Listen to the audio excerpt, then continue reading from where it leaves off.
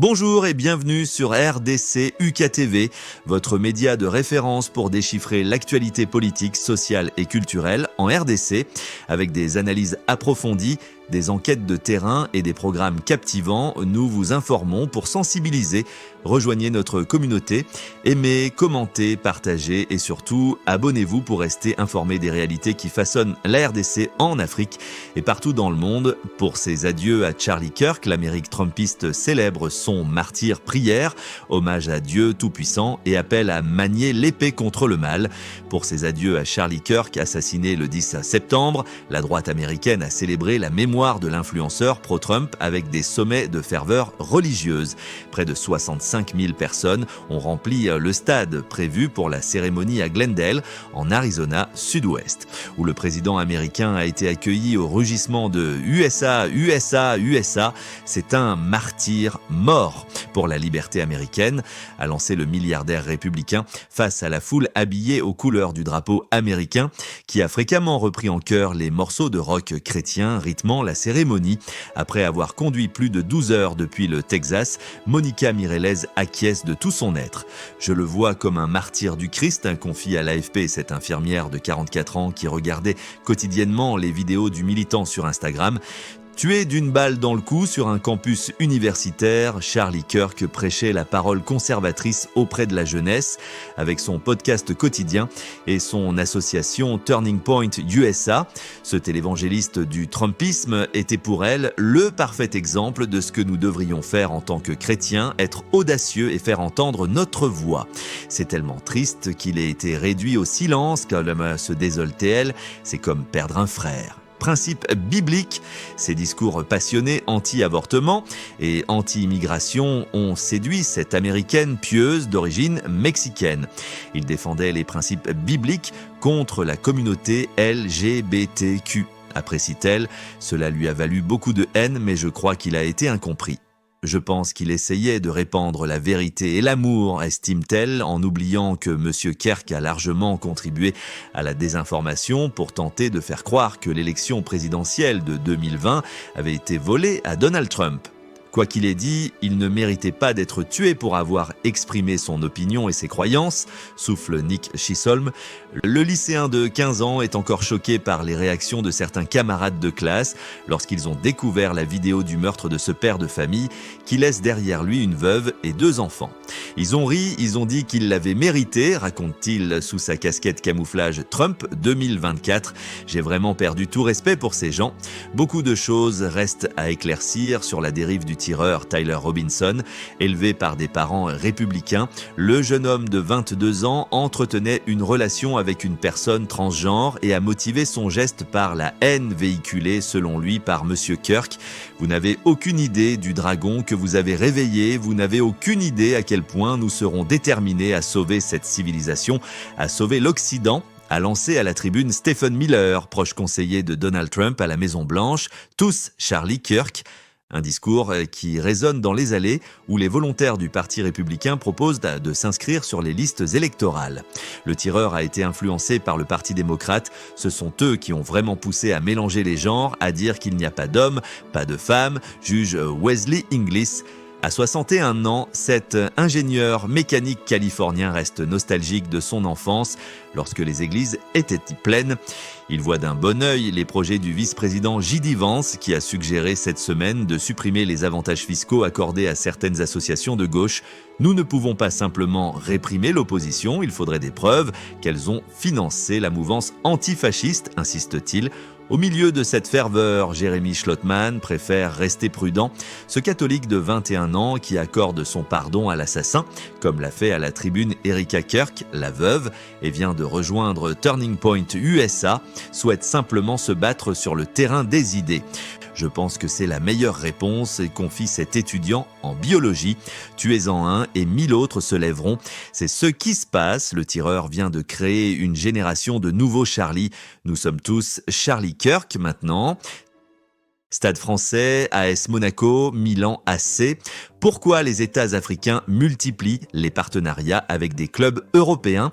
La Côte d'Ivoire devient le principal sponsor du Stade français, club du top 14. Les joueurs de rugby porteront sur leur maillot le logo Sublime Côte d'Ivoire. La République du Congo s'est, elle, rapprochée de l'Olympique lyonnais, le club de football. Les Guns ont dévoilé sur leur tunique le logo Destination Congo-Brazzaville. Ces derniers mois, la RD Congo a lié des partenariats avec des clubs prestigieux comme l'AS Monaco, le FC Barcelone et le Milan AC. Et ceci pour plusieurs dizaines de millions d'euros. Après le football, le rugby, la Côte d'Ivoire vient donc de signer un partenariat avec le Stade français, club plusieurs fois sacré champion de France de rugby. Dans les beaux salons du stade Jean Bouin à Paris ce 2 septembre, on sort le champagne. Nous sommes fiers que la Côte d'Ivoire devienne le partenaire majeur du Stade français Paris aux côtés de nos équipes masculines et féminines, s'enthousiasme Thierry Lombard, directeur général du Stade français. Stade français, AS Monaco, Milan AC. Pourquoi les États africains multiplient les partenariats avec des clubs européens? La Côte d'Ivoire devient le principal sponsor du Stade français, club du top 14. Les joueurs de rugby porteront sur leur maillot le logo Sublime Côte d'Ivoire. La République du Congo s'est, elle, rapprochée de l'Olympique lyonnais. Le club de football, les Guns, ont dévoilé sur leur tunique le logo Destination Congo-Brazzaville. Ces derniers mois, la RD Congo a lié des partenariats avec des clubs prestigieux comme l'AS Monaco, le FC Barcelone et le Milan AC. Et ceci pour plusieurs dizaines de millions d'euros. Après le football, le rugby, la Côte d'Ivoire vient donc de signer un partenariat avec le Stade français, club plusieurs fois sacré champion de France de rugby. Dans les beaux salons du stade Jean Bouin à Paris, ce 2 septembre, on sort le champagne.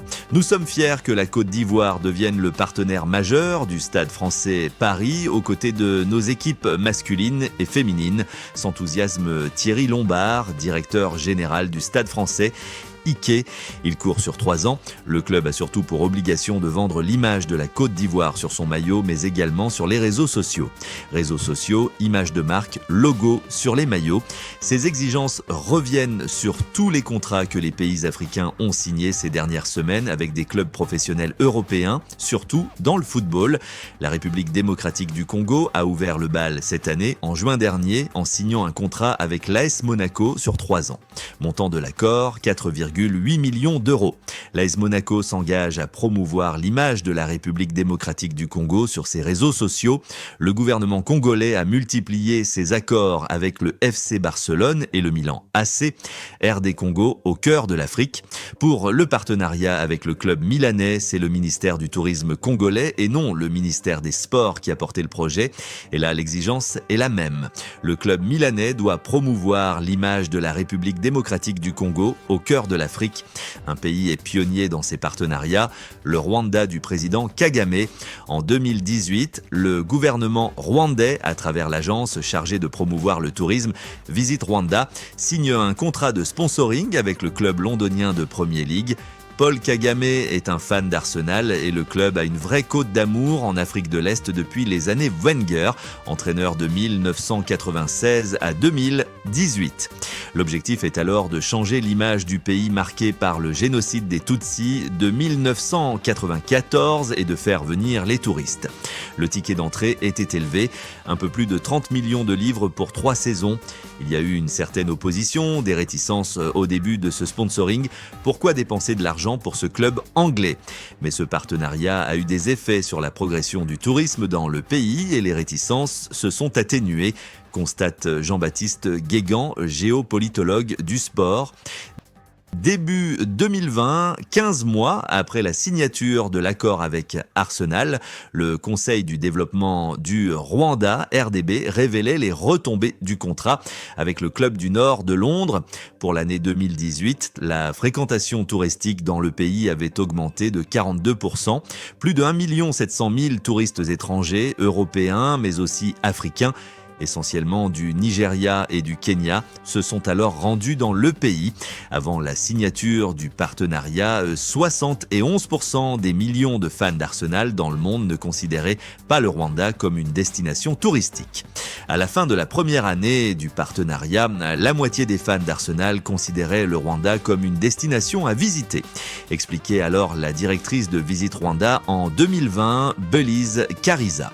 Le tourisme, un secteur structurant de l'économie rwandaise, et d'ajouter, il n'y a rien que vous puissiez faire, même une publicité à la télévision ne peut pas vous donner autant d'accès en termes de téléspectateurs. Kigali a poursuivi cette démarche. Le PSG, le FC Bayern et l'Atlético Madrid ont ensuite signé des contrats Visit Rwanda. Pour cause de pandémie, le chiffre du nombre de touristes étrangers est tombé à un peu plus de 400 000 visiteurs en 2021. En 2024, plus d'1,3 million de visiteurs étrangers se sont rendus dans le pays des 1000 collines. Le tourisme, au même titre que d'autres pays africains comme la Tunisie, est désormais une activité structurante de l'économie du pays. Plus de 13% de la richesse du pays vient de ce secteur. Les autorités en RD Congo ne l'avoueront jamais, mais ils veulent reproduire ce que la Rwanda a pu faire avec Visit Rwanda, explique Jean-Baptiste Guégan, le géopolitologue du sport. Les parcs naturels, tout comme au Rwanda, ne manquent pas comme celui des Virunga ou le parc national de la Garamba, des lieux éloignés des zones de conflit de l'Est du pays. Mais faute d'infrastructures, le pays n'accueille pour l'instant que quelques dizaines de milliers de touristes par an. En 2022, le nombre de touristes était de 28 000 personnes. En 2015, ce chiffre n'était que de 110 000. La RD Congo, sous-continent de l'Afrique, n'est classée qu'à la 83e place des pays les plus visités. Si les contrats de sponsoring de plusieurs millions de dollars n'apportent rien de concret, la société civile congolaise se demandera pourquoi ne pas investir cet argent dans des infrastructures publiques comme des hôpitaux, par exemple.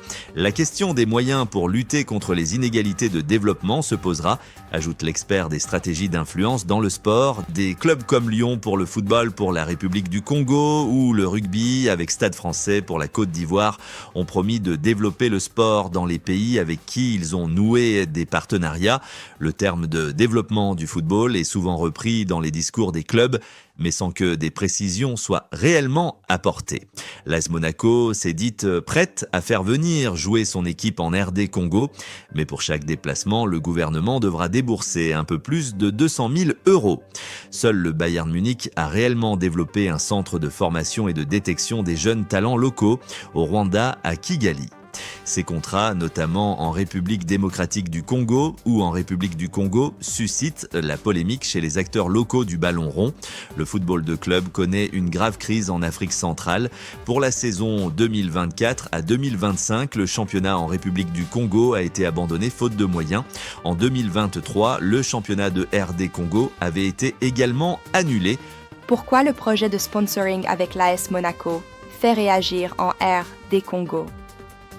Ces contrats sont au cœur d'une bataille géopolitique d'image entre pays rivaux. En mars dernier, la ministre des Affaires étrangères de RD Congo, Thérèse Kayikwamba Wagner, demandait aux clubs d'Arsenal, du PSG et de Bayern de cesser leur partenariat avec le Rwanda de Paul Kagame, taché de sang. Le Rwanda de Paul Kagame soutient le M23, milice armée coupable d'exactions, de massacres et de viol, selon l'ONU. Didier Budimbu, ministre congolais des Sports, compte ainsi sur la vitrine médiatique du FC Barcelone pour que le public sache qu'il y a eu trop de victimes dans l'est du pays à cause du Rwanda. Le Bayern Munich a lui mis fin à son contrat Visit Rwanda, qui lui rapportait 5 millions d'euros par an, et a décidé de recentrer son activité au Rwanda sur son centre de formation à Kigali. Merci. Commentez, partagez et surtout, abonnez-vous pour rester informé des réalités qui façonnent notre pays.